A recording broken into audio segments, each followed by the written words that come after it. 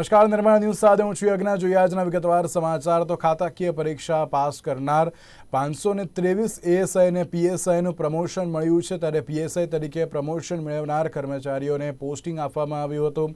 ખાતા દ્વારા પોસ્ટિંગને લઈને સત્તાવાર નોટિફિકેશન પણ જાહેર કરવામાં આવ્યું છે, જેમાં તમામ પીએસઆઈનું નામ ટાંકવામાં આવ્યું છે। કાર્યાલય તરફથી આપવામાં આવેલા આદેશમાં લખવામાં આવ્યું છે કે પોલીસ સબ ઇન્સ્પેક્ટર બિન હથિયારી વર્ગ 3ની ખાતાકીય બઢતી પરીક્ષામાં ઉત્તીર્ણ થયેલ અને નિયત લાયકાત ધરાવતા આસિસ્ટન્ટ પોલીસ સબ ઇન્સ્પેક્ટર બિન હથિયારી વર્ગ 3 સંવર્ગ ના કર્મચારીઓને સિનિયર એએસઆઈ બઢતી માટે લાયકાત ઠરે ત્યારે હંગામી ધોરણે બઢતી આપીને નિમણૂક માટે પ્રતીક્ષામાં રાખવામાં આવ્યા છે।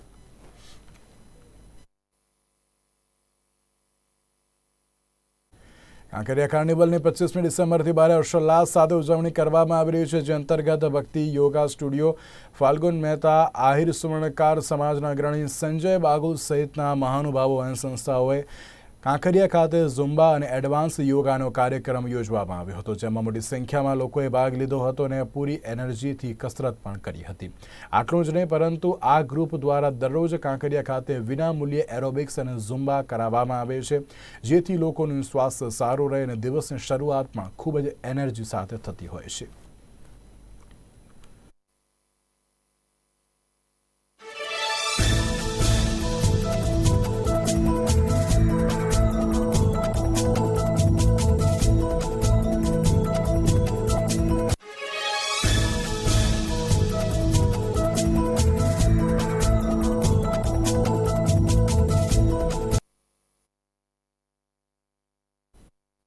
રાજ્યના હવામાનને લઈને ફરી એકવાર આગાહી સામે આવી છે, જે અનુસાર આગામી 2 થી 3 દિવસ વાદળછાયું વાતાવરણ રહેશે, તેમજ આગામી 3 દિવસ તાપમાનમાં કોઈ પણ ફેરફાર નહીં થાય, તેને 48 કલાક બાદ તાપમાન 2 થી 3 ડિગ્રી ઘટશે। તાપમાન ઘટતા ઠંડીમાં વધારો થશે, ત્યારે વેસ્ટર્ન ડિસ્ટર્બન્સ પણ સર્જાયું છે, જેના કારણે વાદળછાયા વાતાવરણ પણ જોવા મળશે। ભેજના કારણે રાજ્યમાં વાદળછાયું વાતાવરણ પણ છવાયું છે। નલિયામાં તાપમાન 10.8 ડિગ્રી નોંધાયું છે, જ્યારે અમદાવાદમાં તાપમાન 18 ડિગ્રી नोंधाયું છે। बारिश होने का कोई संभावना नहीं है, लेकिन अगले 2-3 दिन में क्लाउड जरूर रहेगा। क्लाउड अपर लेवल क्लाउड मतलब हाई क्लाउड रहने का संभावना है। कहीं कहीं जगह में एक हाथ अपटा क्लाउड होने का संभावना है। और टेम्परेचर देखा जाए तो टेम्परेचर में अभी 2-3-4 दिन तक टेम्परेचर में ज़्यादा चेंजेस होने का संभावना नहीं है, लेकिन 3-4 दिन का बाद एटलीस्ट 3 दिन का बाद 2 से 3 डिग्री फॉल भी हो सकता है।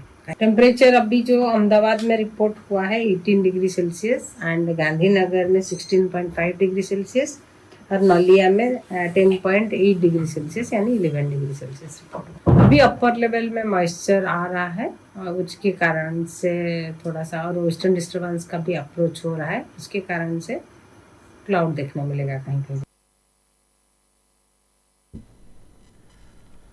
અમદાવાદના થલતેજ વિસ્તારમાંથી વહેલી સવારે યુવકનું અપહરણ થયું હતું, ત્યારે વસ્ત્રાલમાં રહેતા 26 વર્ષીય અમિત પટેલનું અપહરણ કરવામાં આવ્યું હતું, ત્યારે બોડકદેવ વિસ્તારમાં આવેલા બાગબાન પાર્ટી પ્લોટ નજીકથી આ અપહરણ થયું હતું। અપહરણ કરનારાઓ 4 વ્હીલર અને બાઇક લઈને આવ્યા હતા, ત્યારે અમિત પટેલના મિત્ર અપૂર્વ મણિયારે ફરિયાદ પણ નોંધાવી હતી। બોડકદેવ પોલીસે પણ ઘટનાસ્થળે આવી પહોંચીને વધુ તપાસ હાથ ધરી હતી।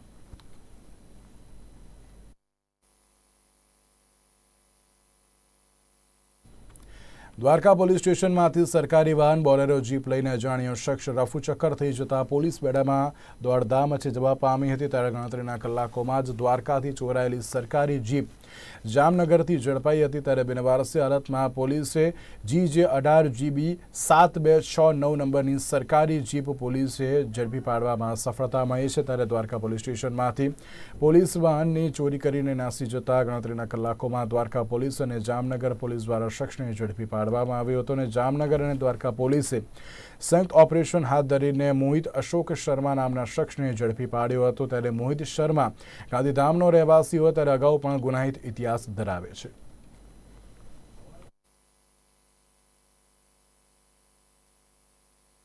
તો ગોંડલના ઘોઘાબદર ચોકથી રેતી ચોક તરફ જતા રોડ ઉપર માતેલા સાંઢ માફક ધસી આવેલા ટ્રક ચાલકે 3 વર્ષના માસૂમ બાળકને અડફેટે લેતા ટ્રકના પાછળના જોટામાં આવી જવાથી ગંભીર ઈજાને કારણે બાળકનું કરુણ મોત નીપજ્યું હતું। પ્રાપ્ત વિગતો અનુસાર સાંજના સમયે રેતી ચોક તરફથી પૂરપાટ વેગે આવી રહેલા ટ્રક ચાલકે રોડ પાસે રમી રહેલા વિવાન ગાવાને અડફેટે લેતા માસૂમનું ઘટનાસ્થળે મૃત્યુ નીપજ્યું હતું। ત્યારે વિવાનના પિતા સુનિલભાઈ મૂળ દાહોદના અને હાલ ગોંડલના મોવિયા રોડ ઉપર આવેલા સિમેન્ટના કારખાનામાં મજૂરી કામ કરે છે। ત્યારે સંતાનમાં 2 પુત્રો, જેમાં એક મૃતક એ નાનો પુત્ર હતો। પોલીસે ટ્રક ડ્રાઈવરની ધરપકડ કરીને વધુ તપાસ હાથ ધરી હતી।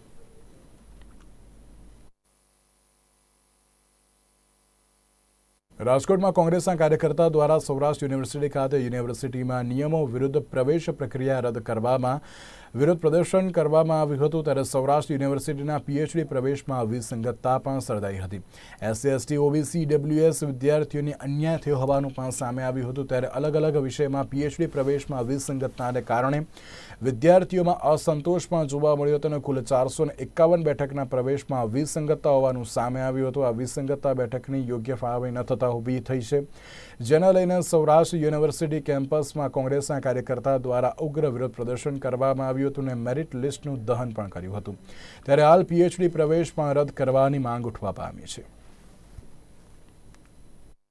વિવાદમાં આવતી હોય છે ત્યારે વધુ એક વિવાદ સામે આવ્યો છે। જે કોંગ્રેસના કાર્યકર્તાઓ છે તે હાલ સૌરાષ્ટ્ર યુનિવર્સિટી ખાતે પહોંચ્યા છે, બેનરો સાથે પહોંચ્યા છે અને જે પ્રવેશ પ્રક્રિયા છે તે હાથ ધરવામાં આવી હતી। અલગ અલગ ભવનોમાં છે તે પીએચડીના વિદ્યાર્થીઓને પ્રવેશ પરીક્ષા લેવામાં આવી હતી, તેનું મેરિટ લિસ્ટ જાહેર કરતા છે તેમાં વિસંગતતા ઊભી થઈ હતી અને જેના કારણે છે તે કોંગ્રેસના કાર્યકર્તાઓ દ્વારા છે તે વિરોધ પ્રદર્શન હાથ ધરવામાં આવ્યું હતું। મેરિટ લિસ્ટનું છે તે દહન કરવામાં આવ્યું હતું અને જે કોંગ્રેસના કાર્યકર્તાઓ છે તે હાલ સૌરાષ્ટ્ર યુનિવર્સિટી ખાતે છે તે મોટી સંખ્યામાં પહોંચ્યા છે। હાથમાં બેનરો સાથે છે તે કોંગ્રેસના કાર્યકર્તાઓ પહોંચ્યા છે અને જે વિરોધ પ્રદર્શન નોંધાવવામાં આવ્યું છે કોંગ્રેસના કાર્યકર્તાઓ છે તે હાલ જે મેરિટ પરીક્ષા લેવામાં આવી છે તેને રદ કરવા માટેની માંગ ઉઠી છે અને જે કોંગ્રેસના કાર્યકર્તાઓમાં છે તે કંઈક ના કંઈક રોષ જોવા મળી રહ્યો છે, કારણ કે જે પીએચડીની પરીક્ષા લેવામાં આવી હતી તેનું મેરિટ લિસ્ટ જાહેર કરતા જે સીટોમાં છે તે કંઈક ના કંઈક વિસંગતતા જોવા મળી છે।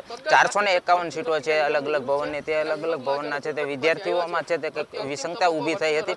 એના કારણે છે તે કોંગ્રેસના કાર્યકર્તાઓ સૌરાષ્ટ્ર યુનિવર્સિટી ખાતે વિરોધ પ્રદર્શન નોંધાવી રહ્યા છે। આપણી સાથે કોંગ્રેસના કાર્યકર્તાઓ છે, તેમની સાથે જ વાત કરીશું। ખાસ કરીને આજે વિરોધ પ્રદર્શનમાં આવ્યા છો, કઈ બાબતનો વિરોધ? યુજીસીની ગાઈડલાઈન મુજબ જે અનામત સીટોનું રોટેશન કરવામાં આવે તે નિયમનું પાલન કરવામાં નથી। એવું ક્યાંક ને ક્યાંક સૌરાષ્ટ્ર યુનિવર્સિટીમાં જે હાલમાં જ ગઈકાલે જ ભવનમાં જે જેમાં છ જ વિદ્યાર્થીઓને પ્રવેશ આપવામાં આવ્યો છે અને સૌરાષ્ટ્ર યુનિવર્સિટી તેમાં સાત વિદ્યાર્થીઓને પ્રવેશનું દર્શાવ્યું હતું। તો ક્યાંક ને ક્યાંક એક સીટ આ લોકો એક સીટ શું કામ પ્રવેશ પ્રક્રિયા આપવામાં ન થઈ? ક્યાંક ને ક્યાંક એવું આમાં દેખાઈ રહ્યું છે કે જે એક સીટ નથી આપવામાં આવી, જે પાછળથી જે ઓળખીતા હોય પોતાના હગાવાળા વાલા દાલાની નીતિ અપનાવીને પોતાના ઓળખીતાને આપવામાં આવે છે। ચોક્કસપણે વાલા દૌલતની નીતિ અપનાવવામાં આવી છે તેવું કાર્યકર્તાઓ દ્વારા જણાવવામાં આવ્યું છે। ખાસ કરીને રોહિતભાઈ, જે પરીક્ષા લેવામાં આવી હતી તેમાં આપનો વિરોધ નોંધવામાં આવ્યો છે, શું કહેશો? સૌરાષ્ટ્ર યુનિવર્સિટીમાં અલગ અલગ ભવનોમાં ટોટલ 29 ભવનોમાં 451 જેટલી સીટોમાં પીએચડીની પ્રવેશ પ્રક્રિયા ચાલુ છે। અંતિમ તબક્કામાં પ્રવેશ પ્રક્રિયા ડીઆરસી ચાલુ છે, ત્યારે કુલપતિએ જે યુજીસીની ગાઈડલાઈન પ્રમાણે જે નિયમોનું પાલન કરવાનું હોય તે કર્યું નથી। અનામત કેટેગરી મુજબ જે રોટેશનના નિયમોનું પાલન કરવામાં આવે તે થયું નથી। જે અંતિમ મેરિટ લિસ્ટ આવે તેમાં માર્ક મૂકવાના આવે, તમે માર્ક દર્શાવ્યા વગર અંતિમ મેરિટ લિસ્ટ જાહેર કરી દો, પહેલાં 7 સીટ જાહેર કરો, એડમિશન 6 છોકરાને આપે, એનો મતલબ શું થાય? તમે પોતાના ભાજપના નેતાઓના અને મળતિયાઓના છોકરાઓને સેટ કરવા માટે નિયમોનું પાલન ન કરો તે શરમજનક છે। આજે અમે આ ભરતી પ્રક્રિયા રદ કરવા માટે કુલપતિને રજૂઆત કરવાના છે અને ભરતી પ્રક્રિયા રદ નહીં કરે તો આવનારા દિવસોમાં હાઈકોર્ટના દ્વારે ખખડાવવાના છે। હાઈકોર્ટના દ્વાર ખખડાવવા સુધીની છે કોંગ્રેસના કાર્યકર્તાઓ દ્વારા તત્પરતા દર્શાવવામાં આવી છે। મોટી સંખ્યામાં છે તે કોંગ્રેસના કાર્યકર્તાઓ છે તે હાલ સૌરાષ્ટ્ર યુનિવર્સિટી ખાતે પહોંચ્યા છે અને જે ભરતી પરીક્ષા લેવામાં આવી હતી તે રદ કરવા માટેની માંગ ઉઠી છે। કેમેરામેન કેતન લખતરિયા સાથે વિપુલ પરમાર, રાજકોટ। જામનગરમાં સેવા સદન 3માં લેન્ડ રેકર્ડ કચેરી ખાતે જમીન માપણીની અરજી કરવા માટે ખેડૂતો ઉમટી પડ્યા હતા। ત્યારે 31મી ડિસેમ્બર છેલ્લી તારીખ હોવાને કારણે ખેડૂતો મોટી સંખ્યામાં અરજી કરવા માટે આવી રહ્યા હતા। લેન્ડ રેકોર્ડ કચેરીમાં 11,677 જેટલી અરજીઓ પેન્ડિંગ છે। ત્યારે 3 વખત અરજી કરી હોવા છતાં ખેડૂતોને નવેસરથી અરજી કરવાનું અધિકારીઓ પણ જણાવી રહ્યા છે। જમીન માપણીની રીસર્વેની કામગીરીમાં અનેક ભૂલો હોવાથી ખેડૂતો હેરાન પરેશાન બન્યા છે। ત્યારે આ તકે અરજી કરવા આવેલા ખેડૂતોએ પ્રતિક્રિયા પણ આપી હતી। મારે નંબરમાં ફેરફાર છે, સર્વે નંબર અહીંયા છે તો ખેતરમાં છે, બરાબર। આ ત્રીજી વાર અરજી કરેલી છે, હજી કઈ નિકાલ આવ્યો નથી। એટલે આખા જિલ્લાનું, આ જામનગર જિલ્લા, દેવભૂમિ, દ્વારકા, આ 2 જિલ્લાનું રીસર્વે નવેસરથી કરવું પડે એમ જ છે, કોઈ સંજોગોમાં ચાલે એમ નથી. જમીન કાં ટૂંકી છે કાં લાંબી છે, નથી એને વધી ગઈ છે અને છે એને ઓછી થઈ છે, બરાબર. એટલે રીસર્વે નવેસરથી કરો જલ્દી. આ ખેડૂત બધાય હળિયું કાઢે છે અને કામ થતા નથી. અહીંયા જે આ સરકારમાં નવી માપણી આવી છે એમાં ઘણા બધા ફેરફાર છે. નવી માપણી મુજબ બધાએ અવલદમ જમીન ઓછી થાય છે, ક્યાંક નકશા નથી આવતા, એવી ઘણી બધી કમ્પ્લેન છે. હું પોતે અહીંયા 3 વાર આવી ગયો છું. 25 તારીખે આવ્યો હતો, 24/12/2021 નો આવ્યો હતો અને પાછો 20/7/2022 ને ત્રીજી વાર આવ્યો. 3 વાર એક જ જવાબ મળે છે, તમારી અરજી પેન્ડિંગ છે, એક નવી અરજી આપી દો. વારંવાર ખેડૂતોને ધક્કા થાય છે. અહીંયા તમે જુઓ અત્યારે 500 થી 700 માણસ લાઈનમાં ઊભું છે અને આ લોકો કોઈ ધ્યાન નથી દેતું. તો સરકારશ્રીને માગણી છે. હવે એ જમીનમાં અવલ દવલ થઈ ગઈ છે, અવલ દવલ થઈ ગઈ. હું 3 વાર તો અરજી દઈ ગયો છે અહીંયા, પણ મને હમણાં કાલે ખબર પડી કે છેલ્લે 31 તારીખ છે, એટલે સવારે હું એમનો ભાગ્યો અહીંયાથી અરજી કરવા માટે. તો હું અહીંયા આવ્યો છું, તો મારી અરજીમાં જૂના સર્વે નંબરની એ બધું મેં લખ્યું છે. આમાં નવા સર્વે નંબર જૂના સર્વે નંબર લખ્યા છે, પણ હાથ બાર કઢાવેલ નહોતા, તો મારી અરજી સ્વીકારેલ નથી આ લોકોએ. અને મને એમ કે તમે હાથ બાર કઢાઈ આવો. હવે હું અજાણ્યો છું, જામનગરમાં તો ખબર ન હોય ક્યાં હાથ બાર નીકળતા હોય મને, એટલે અરજી મારી લીધેલ નથી આ લોકોએ.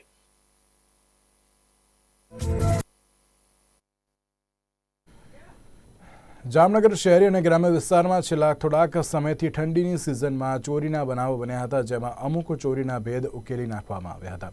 જ્યારે ગ્રામ્ય વિસ્તારની ગરફોડ ચોરી અંગે એલસીબી દ્વારા તપાસ કરીને તસ્કર ટોળકીને મુદ્દામાલ સાથે ઝડપી પાડવામાં આવી હતી, જેમાં અસંખ્ય ચોરીની કબૂલાત આરોપીઓ દ્વારા કરવામાં આવી છે.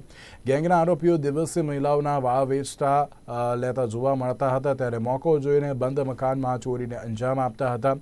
ભરત પરમાર, રણજીત પરમાર, અર્જુન વાઘેલાની પોલીસે અટકાયત કરી હતી અને એક ફરાર આરોપીને શોધી કાઢવા માટેના ચક્રો ગતિમાન કરવામાં આવ્યા છે. લાખોની ચોરી કરીને ટોળકીએ પણ જે ક્યાંક બંધ મકાનને નિશાન બનાવ્યું હતું, દાગીના રોકડ ઉસેડી લીધા હતા. અગાઉ પણ આ ટોળકીના સાગરીતો અન્ય જિલ્લાની ગરફોડ ચોરીમાં સંડોવાયેલા છે. ત્યારે જામનગર પંથકમાં 7 ચોરીના ભેદ એલસીબી પીઆઈ ચૌધરીની સૂચનાથી સ્ટાફ દ્વારા ઉકેલવામાં આવ્યા હતા.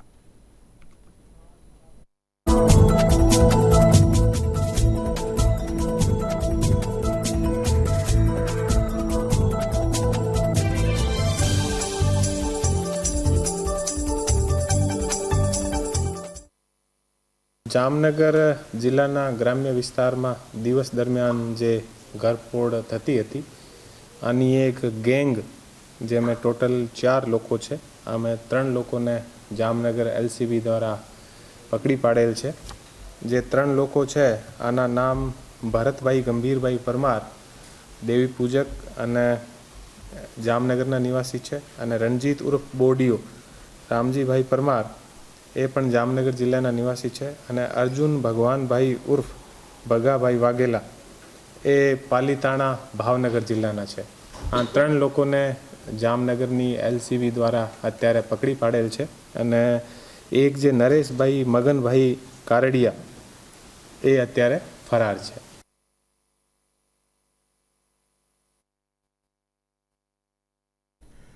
આજના ફાસ્ટ ફોરવર્ડ યુગમાં રાજકીય પક્ષ કે અન્ય પરિબળોના કારણે ગામની એકતા સતત તૂટતી જતી હોય છે. છોટાઉદેપુર જિલ્લામાં ઉજવાતા ઇન્દ મહોત્સવમાં જે ક્યાંક અત્યારે હાલતો ઉત્સવમાં તમામ લોકો એટલે કે ગામની એકતા અને સહભાગીતા પણ હજુ અકબંધ જોવા મળી હતી. આવા જ એક પુણ્યવાંટ ગામની વાત કરીએ તો આ ગામમાં આદિવાસી, મુસ્લિમ, પટેલ જ્ઞાતિના 400 જેટલા પરિવારો વસે છે. આ ગામમાં એકતા અને સહભાગીતા દાખવીને સમગ્ર ગામના લોકો 100 વર્ષ બાદ 10 લાખના ખર્ચે ધામધૂમપૂર્વક દેવોની પેઢી બદલીને દેવી દેવતાઓનો લગ્ન પ્રસંગ ઉજવવામાં આવ્યો હતો. પહેલા ગામના દેવી દેવતાઓની પેઢી બદલવામાં આવી હતી. તે બાદ ગામ લોકો ભેગા મળીને આજની પેઢી બદલી દેવોના લગ્ન લેવાનું નક્કી કરી 10 દિવસથી ગામની સીમમાં આવેલા 20 જેટલા દેવસ્થાનોના જૂના માટીના ઘોડા અને લાકડામાંથી ઘડેલા દેવ પ્રતીકો દૂર કરી નવા દેવોના ઘોડા અને ખૂંટડા બદલી કરુંડિયા ઇન્દમાં હળની પૂજા વિધિ સાથે ઇન્દની ઉજવણી કરી દેવોના લગ્ન કર્યા છે. આદિ અનાદિ કાળથી ચાલતી આવતી પરંપરા મુજબ ગામમાં સુખાકારી જળવાઈ રહે તેવી માન્યતા મુજબ ગામના લોકો 10 દિવસ સુધી માત્ર બાફેલા ભાત અને મરચું જમે છે. અને આ વ્રત પાળે છે. આજે ગામની મહિલાઓ અડદની દાળ વાટીને ઢેબરા બનાવી દેવોને ધરાવી આખું ગામ સામૂહિક આજથી પાકું ભોજન જમ્યા હતા. આજે જે અમે દેવોની સ્થાપના કરી રહ્યા છે એ અમારા જે બાપ દાદાઓ જે કરતા આવ્યા છે અને લગભગ 100 વર્ષ પહેલા આની સ્થાપના કરવામાં આવી હતી અને પેઢી બદલી હતી. ત્યાર પછી 50 વર્ષ પહેલા કરોડિયો ઈંદ કર્યો હતો અને ત્યાર પછી અમારા ગામના લોકોએ ભેગા મળીને 2-3 મીટિંગો કરવામાં આવી અને મીટિંગો કર્યા બાદ બધાએ એક સંમતિ દરેક જણ ભેગા મળીને દેવોની સ્થાપના કરવાનું આયોજન કર્યું અને પેઢી બદલવાનું આયોજન કર્યું. ત્યાર પછી 1 મહિનાથી આની તૈયારીઓ ચાલી રહી છે અને આજે છેલ્લો દિવસ છે અને આજે લગભગ આ જગ્યા પર પુણ્યાવાટ ગામે 10 થી 12 હજારની પબ્લિક ભેગું થવાનું છે અને પોતાના વાજિંદ્રો સાથે આવશે અને પોતાની રીતે પોતપોતે નાચગાન કરશે. છોટાઉદેપુર તાલુકાના પુણ્યાવાટ મુકામે આજે ઈદનો તહેવાર છે. બાબાદેવ પિઠોરાની પૂજા અર્ચના થાય છે અને અહીંયા અમારા આદિવાસી બાપ દાદાના સમયથી જે લોકો આદિવાસી દેવ તરીકે માનીને ખૂંટા બેસાડ્યા હતા એને નવા ખૂંટા બેસાડી અને જે લગ્ન વિધિ પણ અમારા દેવી દેવતાઓનો થાય એ રીતનો શણગાર કરી અને દેવોની પૂજા અહીંયા કરવાનો પ્રોગ્રામ રાખેલો છે. અમારા જળ જમીન જંગલ અને આકાશથી પાતાળ સુધીની અંદર જેટલા લોકો જે જીવજંતુઓ છે સમાજ છે એ સમાજનું રક્ષણ કરે અમારા બાબાદેવ, એના માટે બાબાદેવની પૂજા 100 વર્ષ પછી અહીંયા રાખેલી છે. ખૂબ ધન્ય પ્રોગ્રામ છે. ધાર્મિક અમારા આદિવાસીઓનો તહેવાર છે. આદિવાસીઓની એકતા તમે જોઈ છે એ પ્રમાણે આદિવાસી દેવોને મનાવી પૂજા કરી અને એમાંથી આસ્થા રાખી અને અમારા સમાજને રક્ષણ થાય એ પ્રમાણે કામગીરી કરવા માટે તમામ આદિવાસી લોકો અહીંયા સાથ અને સહયોગ આપ્યો છે. એવા લોકો પણ આજે ધન્યતા અનુભવે છે. તો લાઈક મને આદિવાસી કલ્ચર શું છે, આ લોકોનું ટ્રેડિશન શું છે, કલ્ચર શું છે, આ લોકો કેવી ભાષામાં વાત કરે છે એ જાણવા માટે મને આ દિવસનો મોકો મળ્યો કે એટલે આમનું રિચ્યુઅલ્સ, આમની વિધિઓ કે આજે જે પ્રોગ્રામ થઈ રહ્યો છે 100 વર્ષમાં એકવાર થાય છે.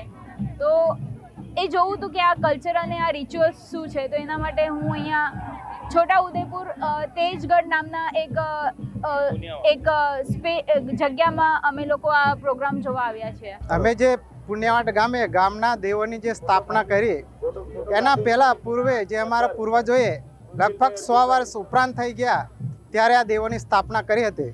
પણ અમારો જે નવ યુવાન છે એમને કંઈ શું ખબર નથી પડતી. એના માટે અમે આખા ગામના મિટિંગ ભરી અને મિટિંગની અંદર 400 ઘરો છે, 400 ઘરોના બધા વ્યક્તિ ભેગા થયા અને અમે ફાળો નક્કી કર્યો 2500 રૂપિયા અને લગભગ 10 લાખની આજુબાજુ અમારો ફંડ ફાળો છે. અને અમે એના લાકડા ખરીદ્યા અને એનો સ્થાપના માટેની બધી તૈયારીઓ કરી. એમાં અમારે 20 તારીખથી અમે સ્થાપના ચાલુ કરી અને 27 તારીખે પૂર્ણ કરી. એમાં અમારા 20 જેવા દેવસ્થાનો છે. એમાં રાણી કાજલ આવે, ખેડબાઈ આવે, વેરાઈ માતા આવે, પછી જે દેવો છે કાળિયાભૂત આવે, પછી સાલક્યો દેવ આવે, મેળાઓ દેવ આવે, એવા અનેક દેવો 20 દેવો છે એની અમે સ્થાપના કરી અને જે અમારા આદિવાસી સંસ્કૃતિ છે તે જાળવવા અમે કોશિશ કરી અને જે નવયુવાન છે એમને પણ આ આદિવાસી સંસ્કૃતિની જે ખબર પડે એના માટે અમે આ પ્રયાસ કર્યો છે.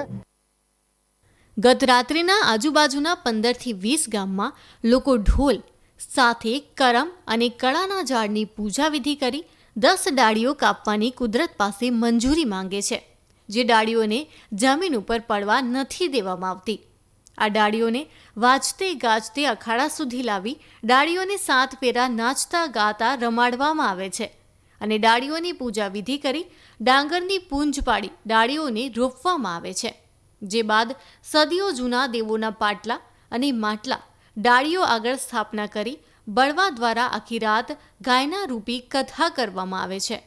જ્યારે ગામના લોકો એક જ પ્રકારના પારંપરિક વસ્ત્રો ધારણ કરી નાચગાન કરે છે અને વહેલી સવારે સ્થાપના કરેલ ડાળીઓને વાજતે ગાજતે નદીના પાણીમાં ડૂબાડી વિસર્જન કરવામાં આવે છે. ગામની મહિલાઓ દેવોના લગ્નના લોકગીત ગાય છે તો બળવા દ્વારા ગાયના રૂપી કથા કરવામાં આવે છે, જેમાં હજારોની સંખ્યામાં આદિવાસી સમાજના લોકો પણ ઉમટી પડે છે. બ્યુરો રિપોર્ટ, નિર્માણ ન્યૂઝ, છોટાઉદેપુર. પ્રદેશ કોંગ્રેસ સમિતિના આદેશ અનુસાર છોટાઉદેપુર જિલ્લા કોંગ્રેસ સમિતિ દ્વારા ભારતીય રાષ્ટ્રીય કોંગ્રેસ સમિતિના 139માં સ્થાપના દિવસની ઉજવણી છોટાઉદેપુર નગરમાં આવેલા નારાયણ ઇંગ્લિશ મીડિયમ સ્કૂલ ખાતે કરવામાં આવી હતી.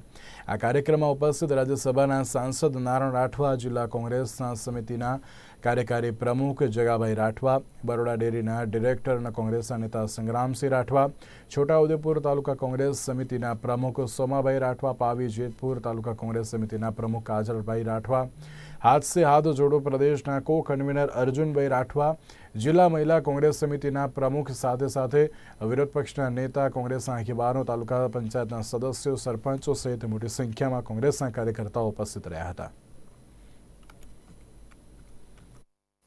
દ્વારા ઓલ ઇન્ડિયા કોંગ્રેસ પાર્ટીની સ્થાપના દિવસ 139મા દિવસની સ્થાપના દિવસની ઉજવણી માટે છોટાઉદેપુર કોંગ્રેસના આગેવાનો ભેગા થઈ અને સ્થાપના દિવસની ઉજવણી કરવામાં આવી છે. છોટાઉદેપુર જિલ્લો આમ તો કોંગ્રેસનો ગઢ ગણાય છે અને જિલ્લા તાલુકા પંચાયતો પણ અગાઉના સમયમાં કોંગ્રેસની જ હતી. એ જ પ્રમાણે ફરીથી 2024ની લોકસભાની ચૂંટણી આવે છે. એમાં લોકસભાની કોંગ્રેસની સીટ જીતાય અને તાલુકા જિલ્લા પંચાયત નગરપાલિકાની ભવિષ્યની અંદર આવતી ચૂંટણીઓમાં કોંગ્રેસ પાર્ટી દબદબો રાખે અને કોંગ્રેસ પાર્ટીની સત્તા આવે એ પ્રમાણેની આ આગેવાન કાર્યકરોને અમે લોકોએ સૂચના આપી છે.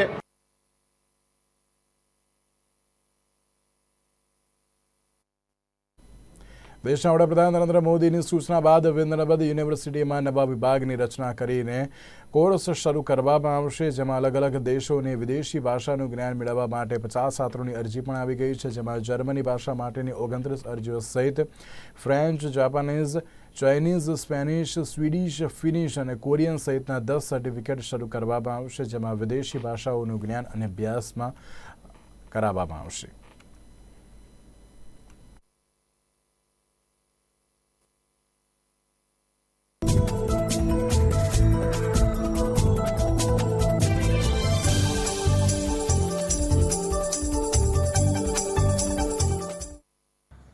આપણી વિનમ્ર દક્ષિણ ગુજરાત યુનિવર્સિટીમાં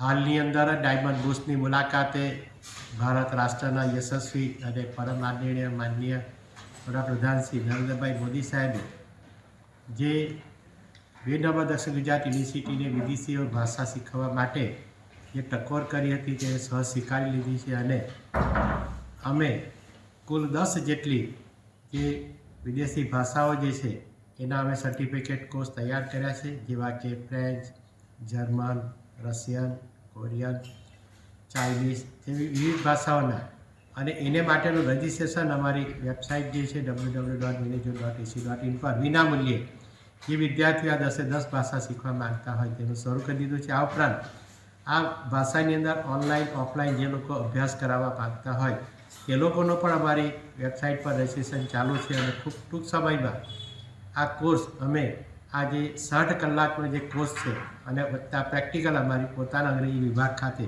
અમે શરૂ કરી રહ્યા છીએ.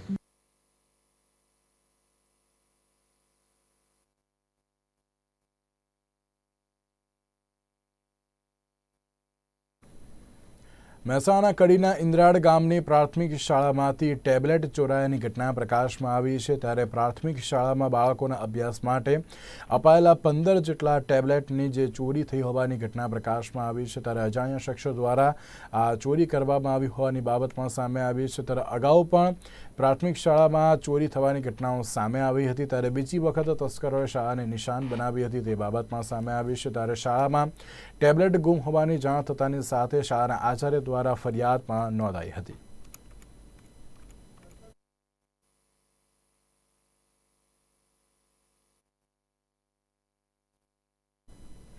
પાટણમાં મહિલા શક્તિ સેના દ્વારા ગુજરાત રાજ્ય સરકારના આરોગ્ય વિભાગ દ્વારા આશા વર્કર બહેનો તેમજ આશા ફેસિલિટેટર બહેનોને જાહેર કરેલા પગાર વધારાના આપવા મુદ્દે રેલી યોજીને કલેક્ટરને આવેદનપત્ર પાઠવવામાં આવ્યું હતું.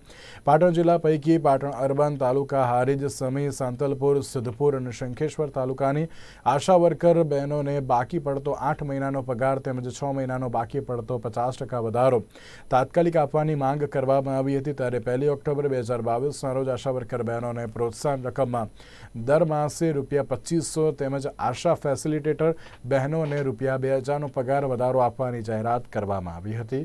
અને સાથે સાથે આ પગાર વધારો 1 એપ્રિલ સુધી આજ દિન સુધી નહીં મળતા મહિલા શક્તિ સેનાના નેજા હેઠળ વિરોધ દર્શાવીને કલેક્ટરને આવેદનપત્ર પાઠવવામાં આવ્યું હતું.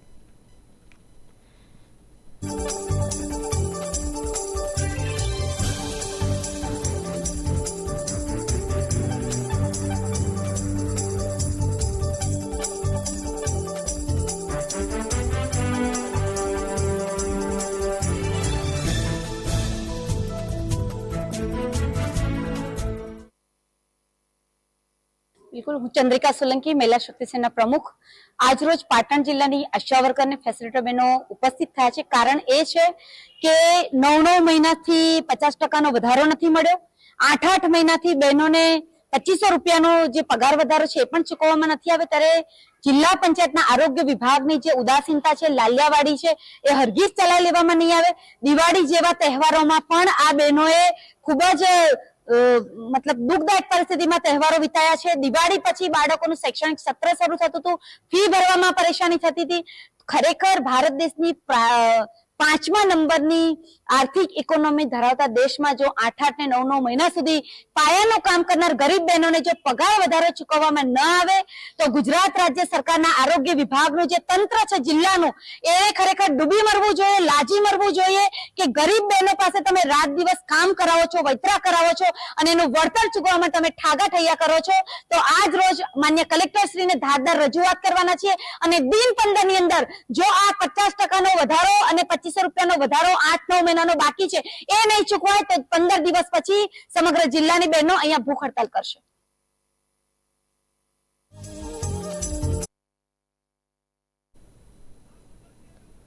તો અત્યાર સુધીના સમાચાર. વધુ સમાચાર માટે આપ જોતા રહો નિર્માણ ન્યૂઝ. નમસ્કાર.